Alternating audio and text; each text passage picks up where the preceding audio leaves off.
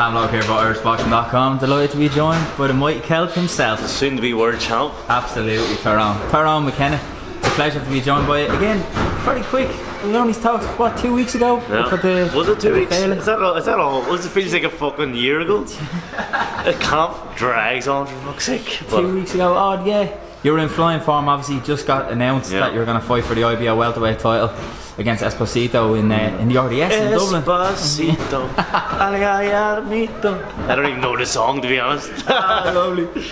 Oh man, flying form. And I mean, he must be talented if he's got Justin Bieber fucking singing about him. I mean, he must be. The Italian man, we were just discussing him off camera. Only 2 or 3 weeks now till the fight. Since I seen you 2 weeks ago, you've trimmed down a good bit. You look in really good shape. How are you feeling? See, compared to past camps, I've really fucking been putting in. I've stepped it up and staying down here. Shouted Butch's mummy. She's housing me down here.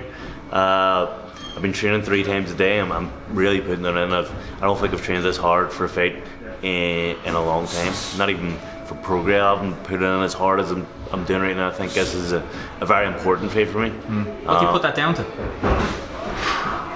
The title? The title, yeah. I want that title. Also, I know what it means when I do win it. Let it have opportunities for massive fights in the division. Terence Crawford obviously has the 4 belts, but I believe he's talking about moving up, so there's going to be belts scattered everywhere, and I can maybe pick up a loose one. So I'll be doing my usual call-outs after the fight, and hopefully I get a massive fight after this. So I know how big this opportunity is, and it's a fight that I can't let slip by or overlook or think, ESPOSITO, no one really knows him. I'm going to lay off the gas and not go as hard in training. I've stepped it up for him. Yeah, absolutely.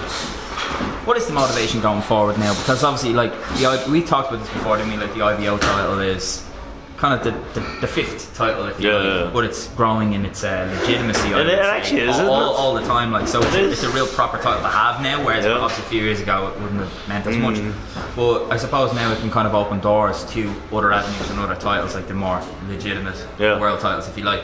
But what is your kind of route now, and what are your motivations? Like, is it the titles, is it the world title, or is it the opportunity to make money? Is it the big nights? You know what I mean? Like, I think everyone does want to win a world title, but I mean, I'm 33, money is very important to me, and I'm coming to the tail end of my career, so I think family, kids, I want to be able to maybe open a few businesses after boxing, and look on them. So money is a big factor of it, but even just the big nights, I love a thrive on big nights and big names, and it just excites me knowing that when I win this fight I can call out the big names and I have a bit of standing with the IBO title, that I can make big fights happen, and my dream is to have a massive fight in America before retiring, and I think winning this I can call out big names in America. I mean, and get a shot at one of them. I mean, Adrian Broner's looking to fight.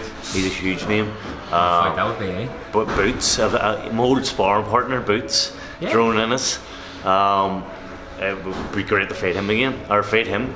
We'll have hundreds around sparring, so just there's big opportunities for big fight out in America, and I think that's what's motivated me and make me focus and clamp down in training. Very interesting names that you mentioned there, like Tyrone ENNIS, who's obviously Tyrone ENNIS is a killer. Like, I know he's a killer, but I've sparred him, and it was great spars. I mean, and he's a big name, and I want big names. I loved when I fought Progress. I mean, he's a huge name. Jack Hatter as well. I loved when I was in that kind of environment. So it's the kind of fights that excite me, and the fights that I want. We talked about this before, like the kind of idea of the levels, you know, like in the different weight divisions, and you know, do you feel like you're at that level with those best guys? Like, obviously you're in a weight division now, light welterweight and now welterweight, where the best ones in the division are like pound for pound, right? So like the best fighters in the world. Are you kind of looking around now? Do you feel like you're at that point in your career? Do you feel like, you know, with Pete and with everything you've done over the last few years, that you've kind of risen your actual skill level and you've risen your level to, you know, that you have the confidence that you can go, no, I can actually win these fights, or I can hang at this level now? Well, whereas maybe a few years ago it hadn't been proven. With Pete, I mean, Pete's proofs in the pudding. He's an Olympic gold medalist coach. He's been in world title fights. I know he's relatively new to the pro game. He's been training pros maybe 6 or 7 years, but his brain and tactics and training and everything he does for you is probably one of the best coaches in the world in my eyes.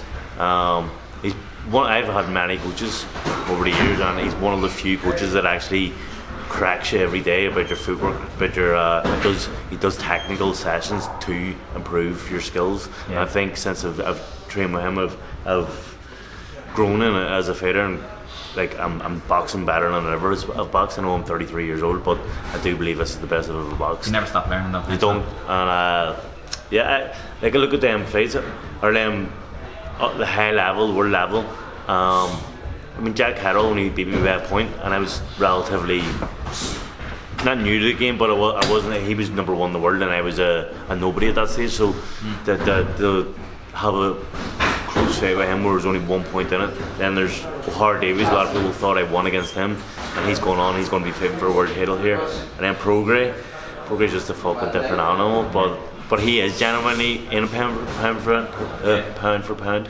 He's in the discussion, isn't he? Yeah. So do you think that sometimes there is just those unattainable levels? Like there's just the guys that are just elite, and some of us just aren't meant for that. Yeah, there's super elite that are just freaks for the Josh Taylors and the Reed Prograis and the Devin Haney's of the world and the Tank Davises and these guys. They're all absolute levels above most people. Yeah.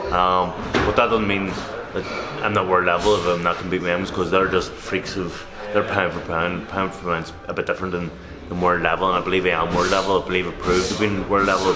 Like with some of my wins, I beat Mamoon. I beat Jose Felix is a good win. Yeah. Chris Jenkins is a good win. I mean, and then as I said, close fights with people that are fighting for world titles. So I do think I'm approved Mckenna level, and with Pete, I've got to keep improving. I think this year, as I said, I think in a previous interview, that it's been a learning year, and it hasn't been a wasted year where I've been out of the gym. I've been training my body off, and I've been learning. So, and it's given me a good rest and a bit more drive and motivation for this fight. Like I haven't fought in the year. I have to refresh everyone's mind how good I am and how entertaining I am. So.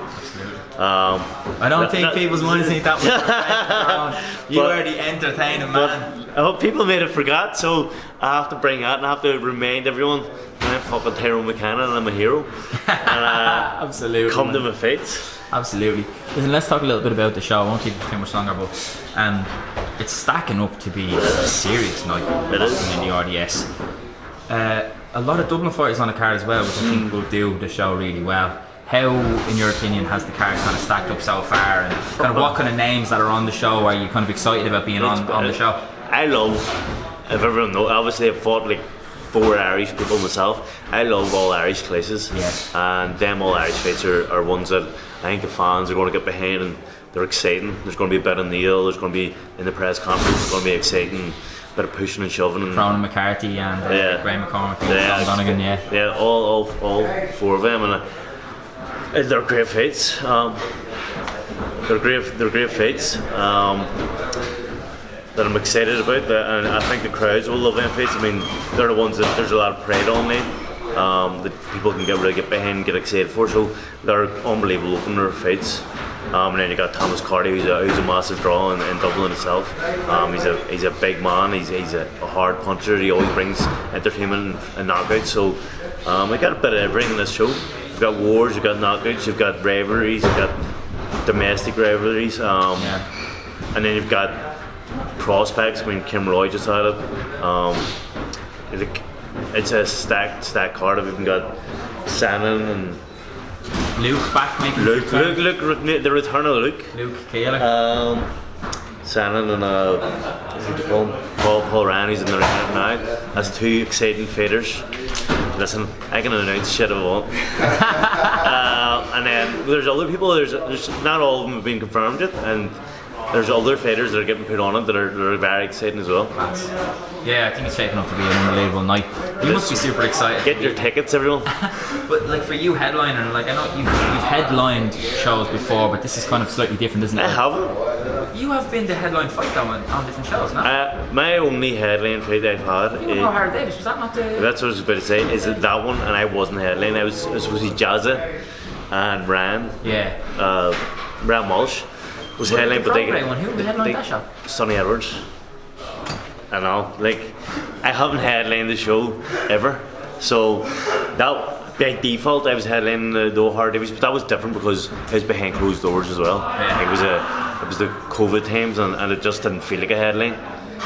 There wasn't the buzz about it. There wasn't the perks that come with it being a headline act. So this is exciting for me. It's basically the first time in my eyes that I've headlined, and I'm going to feel like the star of the show instead of just supporting cast. So yeah, absolutely. So it'll be a different feeling. I think I've deserved it after much years of putting into the game and much awards I've given everyone. That I deserve a fucking headline night. Yeah. And the headline above some of the talent that's on this it's crazy, and yeah, I feel good. Must be, yeah, it must give you a lot of pride. Press conference coming up on Monday. Yeah.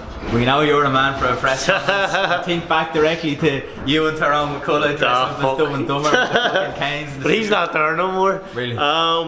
Yeah, press conference on Monday, but my opponent isn't there, so I don't know what way it's going to go. Usually I like to have a few jabs at the opponent and say a few funny shit, but we'll see what the crack is. I love a good press conference, so I will bring the heat some way. Somehow.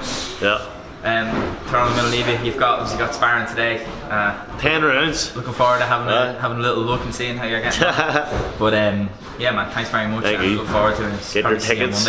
Link is in my bio on Instagram, on Twitter, on everything. So get your tickets before it sells out, because it will be a sellout. Tyrone McKenna, I don't even know my name now. I don't even know your name. Go on, walk off. Walk off. Go on.